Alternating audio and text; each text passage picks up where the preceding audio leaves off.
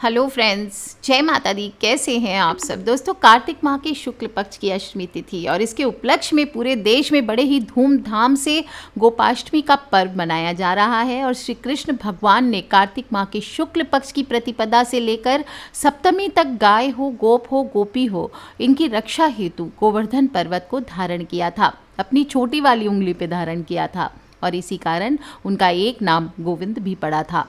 कहते हैं ब्रज में इंद्र का प्रकोप इस तरह बरसा कि लगातार 7 दिनों तक बारिश होती रही और इससे बचाने के लिए भगवान श्री कृष्ण ने 7 दिनों तक गोवर्धन पर्वत को अपनी चुटकी उंगली पे उठा के रखा। अंत में भगवान इंद्र ने अपनी हार स्वीकार की और इसके बाद श्री कृष्ण भगवान ने गोवर्धन पर्वत को नीचे रखा था और इस कारण ही इस दिन गोपाष्टमी का पर्व मनाया जाता है। वहीं कहीं कहीं बात ऐसी आती है कि भगवान श्री कृष्ण और भाई बलराम दोनों का ही बचपन गोकुल में बीता। ग्वालों की नगरी थी गोकुल और कृष्ण और बलराम गैया चराने जाते थे। तब भगवान श्री कृष्ण ने अपने जीवन के 6ठे वर्ष में कदम रखा। तब वे अपनी मैया यशोदा से जिद करने लगे, हे मैया, अब मैं बड़ा हो गया हूँ और बछड़े की बजाय अब गैया चढ़ाना चाहता हूँ। उनके हट के आगे मैया को हार माननी पड़ी और माँ ने अपने पिता नंद बाबा के पास इसकी आज्ञा लेने के लिए उन्हें भेज दिया। भगवान श्री कृष्ण ने नंद बाबा के सामने जिद रखी कि अब वे गैया ही चढ़ाएंगे।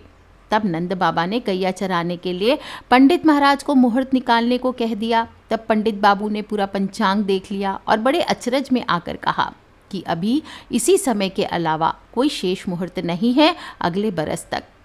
शायद भगवान की इच्छा के आगे कोई मुहूर्त क्या था। वह दिन गोपाष्टमी का था और तब उस दिन माता ने अपने कान्हा को बहुत सुंदर तैयार किया। मोर मुकुट लगाया, पैरों में घुंघरू पहनाए, अपने लल्ला का श्रृंगार किया और सुंदर सी पादुका पहनने को दी। लेकिन कान्हा ने वो पादुकाएं नहीं पहनी। उन्होंने मैया से कहा, माँ, यदि गौएं जूतियाँ नहीं पहनती तो मैं कैसे पहन सकता हूँ। अगर तुम इन सभी गैया को चरण पादुका पैरों में बांधोगी तो ही मैं ये पहनूंगा। मैया यह देखकर बहुत ही भावुक हो गई और कृष्ण बिना कुछ पैरों में पहने ही अपनी गैया को चारण के लिए ले गए। आगे आगे गैया, पीछे पीछे नंदगोपाल। भगवान श्री कृष्ण, उनके पीछे बलराम और श्री कृष्ण के यश का गान करते हुए ग्वाल गोपाल इस प्रकार विहार करते हुए भगवान ने वन में प्रवेश किया और तब से भगवान के गौचारण की लीला का आरंभ हुआ और वह शुभ तिथि गोपाष्टमी कहलाई। भगवान जब तक वृंदावन में रहे कभी उन्होंने पैरों में जूतियां नहीं पहनी और इस प्रकार कार्तिक माह के शुक्ल पक्ष की अष्टमी के दिन से गोपाष्टमी मनाई जाने लगी। गौ माता को बहुत ही विशिष्ट बताया गया है और बहुत ही खूबसूरत योग में इस बार गोपाष्टमी का मुहूर्त आया है। कोई भी प्रकार के आपके जीवन में परेशानियां हो, विशेष रूप से वैवाहिक जीवन में, तो ये दूर करने के लिए आज के दिन बहुत लाभदायक बताया गया है। गाय हो, गंगा हो, गायत्री हो, गीता हो, गोवर्धन हो, गोविंद हो, ये सभी पूजनीय कहे गए हैं। सर्वे देवा स्थिता देहे सर्व देवमयी ही गौ, अर्थात गाय की देह में समस्त देवी देवताओं का वास बताया गया है। सर्व देवमयी है, सर्व पितृमयी है। और श्रीमद् भगवत के अनुसार जब देवता और असुरों ने समुद्र का मंथन किया तब उसमें से कामधेनु गैया निकली थी और जितनी गाय होती है वो कहा जाता है उन्हीं के द्वारा उत्पत्ति हुई है। और गोपाष्टमी के दिन जो भी मनुष्य गौ सेवा करता है उसके जीवन में कभी भी संकट नहीं आता। चाहे इसका उल्लेख बहुत सारे किताबों में किया गया है, भगवत गीता में तो किया ही गया है, साथ ही साथ निर्णय अमृत, कुर्म पुराण, सभी में गोपाष्टमी के विषय में बातें की गई है। कहा जाता है गाय के गोबर में लक्ष्मी, गौमूत्र में भवानी, चरणों में देवता, रंभाने में प्रजापति और थनों में समुद्र बसते हैं। श्रृंगमूले गवाम नित्यम ब्रह्मा विष्णुश्च संस्थितो श्रीरंगाग्रे सर्वतीर्थानि स्थावराणि चराणि च शिवोर्मध्ये महादेव सर्वकारण कारणम ललाटे संस्थिता गौरी नाशान्वशे च षण्मुख। तात्पर्य यह है कि गौओं की सींग की जड़ में सदा ब्रह्मा और विष्णु प्रतिष्ठित हैं। सिंह के अग्र भाग में चराचर समस्त तीर्थ प्रतिष्ठित है और मध्य भाग में ब्रह्मा जी हैं। गाय के ललाट में गौरी, नासिका के अस्थि भाग में भगवान कार्तिकेय प्रतिष्ठित हैं और गौ माता में तीर्थों का निवास माना गया है। 68 करोड़ तीर्थ और 33 कोटि देवी देवताओं का चलता फिरता विग्रह गाय ही है। पद्म पुराण के अनुसार गौमुख में चारों वेद, सिंगों में शंकर विष्णु, उदर में कार्तिकेय, मस्तक में ब्रह्मा, ललाट में रुद्र, नेत्रों में सूर्य और चंद्र आदि 33 कोटि देवी देवता विराजमान है। इसलिए गोपाष्टमी के दिन जो भी मनुष्य गोवर्धन, गाय, बछड़े और ग्वाले तथा गोपाल का पूजन करता है उसे अच्छे भाग्य का आशीर्वाद मिलता है। और खासकर धनिष्ठा नक्षत्र में जो भी शमी पत्रों से पूजन करते हैं उसे तो इतना धन प्राप्त होता है कि कुछ कहने की बात ही नहीं होती है। गोपाष्टमी की संध्या पर गौ की पूजा करनी चाहिए। ये मनोवांछित इच्छाओं को पूर्ण करता है। जिस प्रकार एक माँ अपनी संतान को हर सुख देना चाहती है, उसी प्रकार गौ सेवा करने वाले जातकों को माता गैया अपने कोमल हृदय में स्थान देती हैं। उनकी हर मनोकामना को पूर्ण करती है। उसके जीवन में कोई भी संकट आता है तो टल जाता है। और इसीलिए गोपाष्टमी के दिन सुबह और शाम दोनों वक्त आपको गैया की पूजा करनी चाहिए। शाम को जब गैया चर कर वापस आए तभी भी उनके आतिथ्य का अभिवादन करें, कुछ भोजन कराएं, उनकी चरण रज को मस्तक पर धारण करें, ललाट पर लगाएं। इससे जीवन में सौभाग्य की वृद्धि होती है। अगर आपके घर पे कोई ग्वाला गाय लेकर के आ सके तो अच्छी बात, कोई पंडित जी गाय लेके आए तो अच्छी बात, नहीं तो गौशाला में जाकर आप पूजन कर सकते हैं। गौ की पूजा करें, माला पहनाएं, रोली अक्षत से तिलक करें, पीले चंदन से तिलक सर्वश्रेष्ठ रहता है।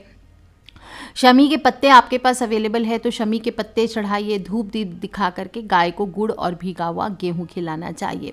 गंध पुष्प आदि से गौओं की पूजा करके ग्वालों को उपहार देना चाहिए। जो भी आप धोती गमछा देना चाहिए या कोई और उपहार जो आपकी सामर्थ्य शक्ति हो उसके हिसाब से दीजिए।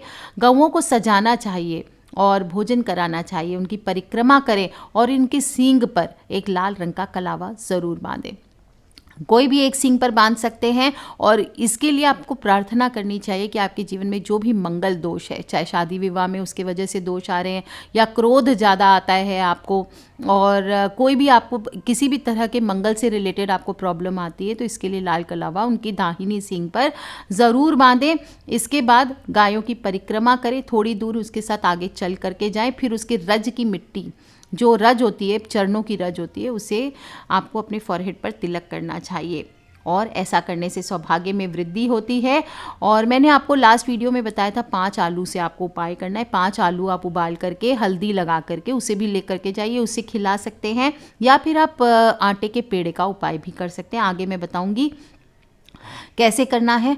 जो लोग गौ पूजन नहीं कर सकते वो घर में उत्तर पूर्व दिशा में पीला कपड़ा बिछाकर उस पे भगवान गोविंद के स्वरूप की, जो गौ के साथ कृष्ण भगवान खड़े हैं, उस चित्र को स्थापित करके आप गौ और गोविंद दोनों की पूजा करें। तिल के तेल में हल्दी का दिया जलाएं, सुगंधित धूप करें, सफ़ेद और या फिर पीले फूल आप चढ़ा सकते हैं। शमी का पत्ता अवेलेबल है तो वो चढ़ाइए। और सरसों के तेल में तली हुई पूड़ियाँ या उड़द के पुए या हलवा इस दिन आपको भोग लगाना चाहिए। फिर अगर आपकी आर्थिक स्थिति ज़्यादा ख़राब है, पैसों की समस्या ज़्यादा हो रही है, तो हल्दी में आप आटे में हल्दी डाल करके आटा गूँथ लीजिए और लोई जैसी बना लीजिए। रोटी नहीं बनानी, आपको सिर्फ लोई बनानी है। और इस लोई को बना करके आपको उसको ऊपर नीचे करके आगे पीछे थोड़ा थोड़ा, जैसे बाटी या लिट्टी सेकते हैं, इससे से मोटी मोटे रोट टाइप का बना करके आपको सेक लेना है। और फिर इसको आपको गाय को खिलाना है। ध्यान रखें, गौ में सभी देवी देवताओं का वास होता है। आप चाहें तो सादे आटे की लोई में थोड़ी सी गुड़ और हल्दी और चना, ये तीनों मिला करके भी आप रोट के जैसे सेक लीजिए। और फिर हल्का हल्का सेकना है, ज़्यादा लाल नहीं करना है। और इसके बाद आप ये गाय को खिला दीजिए। अपनी मनोकामना बोले, जो भी आप नौकरी आदि के लिए परेशान है, बिजनेस के लिए परेशान है, कहीं से भी धन नहीं आ रहा है, तो ये बोलते हुए खिलाते हुए आप उनके सामने हाथ जोड़ करके प्रार्थना कीजिए और ये गाय को खिला देना है आपको। इससे एक तो आपका सूर्य प्रबल होगा, नौकरी और धन संबंधी परेशानियां या कोई भी डीलिंग आदि में, कोई भी काम में बाधाएं आ रही है, वो सब दूर होगी। और साथ ही साथ जो लोग भी शनि ग्रह से संबंधित हैं, शनि की 7.5 चल रही है, कोई भी ढैया है, शनि दोष से पीड़ित हैं, उनको सरसों का तेल लगा चुपड़ी हुई रोटी आज के दिन खिलाना चाहिए। इससे शनि ग्रह संबंधित समस्याएं दूर होती है। कर्ज, साथ ही साथ जो लोग कर्ज से मुक्ति चाहते हैं उन्हें भी ये पेड़े का उपाय, आटे के पेड़े का उपाय या फिर तेल चुपड़ी रोटी का उपाय ज़रूर करना चाहिए। और साथ में आप 8 हल्दी की गांठ या 8 चुटकी हल्दी, अपने कोई भी पुड़िया बना लीजिए 8 चुटकी हल्दी से, और फिर आप वो हाथों में ले करके 108 बार एक मंत्र बोले, ओम गोप गोपीश्वराय नमः, ओम गोप गोपीश्वराय नमः, ओम गोप गोपीश्वराय नमः, या फिर ओम गोविंदाय नमः आप बोल सकते हैं।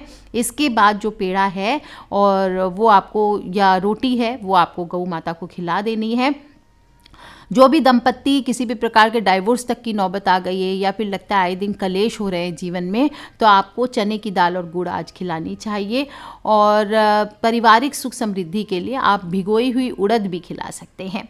जो लोग भी स्टूडेंट्स हैं वो आज के दिन भगवान श्री कृष्ण पर केसर चढ़ा के या हल्दी चढ़ा करके उससे नोटबुक पे एक बिंदी लगाइए और अपने फॉरहेड पर रोज उससे तिलक कीजिए।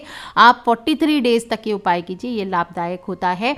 और गाय के उपले की धुनी, अगर पॉसिबल है आपको गाय के उपले मिलते हैं तो उससे आपको घर में आज से शुरू करके 43 डेज तक लगातार धुनी देनी चाहिए। आप देखेंगे आपके घर में किसी भी प्रकार की नेगेटिव एनर्जी, किसी ने कुछ किया धरा है, कुछ भी कर दिया है, बांध दिया है, तो आपको लगे तो ये सब चीज़ें आपकी दूर हो जाती है। इस तरह से छोटे छोटे उपाय आपको करना चाहिए। बहुत ही खूबसूरत उपाय है, गोपाष्टमी का दिन है। गायों की रक्षा के लिए हम सब मनुष्यों को प्रयत्न करना चाहिए, क्योंकि कहते हैं ना, माँ के दूध के बाद अगर पहला दूध अगर किसी का दिया जाता है वो है गौ माता का, तो वो भी हमारी माँ है और उनकी रक्षा करना हम सबका कर्तव्य होता है। उनका पालन पोषण करना ये सभी मनुष्य के कर्तव्य माने गए हैं, इसलिए प्रति मनुष्य को गौ माता की सेवा ज़रूर करनी चाहिए। दोस्तों, कहा जाता है जो भी मनुष्य सच्चे दिल से गौ माता की सेवा करता है तो उससे संतुष्ट होकर गौएं मनुष्य को दुर्लभ वर प्रदान करती गई है। और ये भी कहा गया है कि गौओं के साथ मन से कभी भी द्रोह ना करें, उन्हें दुख ना पहुंचाए। कई लोग झाड़ू आदि से मार देते हैं, बाहर करने के लिए डंडे से मार के भगाते हैं, ऐसा नहीं। आप सच्चे दिल से उनका सत्कार करें, नमस्कार करें, और ऐसा करने से मनुष्य सुख समृद्धि का भागी होता है। और अगर आप किसी कारणवश तीर्थों में जाने में असमर्थ हैं तो आप गौओं की सेवा कीजिए, आपको सभी तीर्थों का पुण्य घर बैठे प्राप्त हो जाता है। गौओं की सेवा के साथ साथ उनकी साफ सफाई का भी ध्यान रखना चाहिए। जो लोग भी गौ पालन करते हैं उन्हें भोजन समय से कराना चाहिए। ऐसा नहीं कि वो जीव है तो कभी अभी दे दिया 8 बजे खाना, कभी 12 बजे, ऐसा ना करें। समय से भोजन कराएं, उनके आसपास के वातावरण को स्वच्छ रखें और मक्खी मच्छर से भी उनको बचाना चाहिए। ठंड का समय है तो उनके ओढ़ने की प्रॉपर व्यवस्था कीजिए। और भगवान विष्णु के वाहन गरुड़ ने भी गरुड़ पुराण में गायों के महत्व का उल्लेख किया है। कहा है जीवन के बाद मोक्ष की प्राप्ति का सीधा मार्ग गौ सेवा ही है। आप जितनी निष्ठा से उनकी सेवा करेंगे, उनका आदर सम्मान करेंगे, उनकी देखभाल करेंगे, उतना ही पुण्य प्राप्त करके मृत्यु के बाद आप मोक्ष हासिल करेंगे। और कहा जाता है गौ सेवा ही वैतरणी पार लगाती है। तो आप भी कीजिए दोस्तों, गोपाष्टमी का ये मौका जाने ना दें। गौ सेवा परम धर्म है, गौ माता की सेवा ज़रूर करें और सभी को समझाएं, बच्चों को भी इसका महत्व समझाएं, क्योंकि बड़ा अच्छा लगता है जब हम दूध पीते हैं, पर वो दूध आता कहाँ से है, तो जो सोर्स है उसकी सेवा करना हम सभी को, अगर वैज्ञानिक दृष्टि से भी देखें तो गौमूत्र, जो भी पंचगव्य होते हैं, गौधन कहलाते हैं, ये इन सभी का सेवन और यूज़ हमें ज़्यादा से ज़्यादा जीवन में करना चाहिए। बड़ी से बड़ी बीमारी का इलाज है गौमूत्र। तो गौ हमारी जब इतनी सेवा करती है, हमें इतनी सारी फ़ायदेजनक चीज़ें देती है, तो हमें भी उनका ध्यान रखना चाहिए, उनका सत्कार करना चाहिए। तो एक मौका है, चाहे तो इसे साइंटिफिक समझ लीजिए, चाहे तो इसे धार्मिक समझ लीजिए, पर इस त्यौहार को ज़रूर मनाएं और इसकी वैल्यू को खुद भी समझें और बच्चों को भी समझाएं। आज के लिए इतना ही दोस्तों, खिलखिलाते रहे, मुस्कुराते रहे। Take care friends, love you all. जय माता दी, बम बम भोलेनाथ की जय, गौ माता की।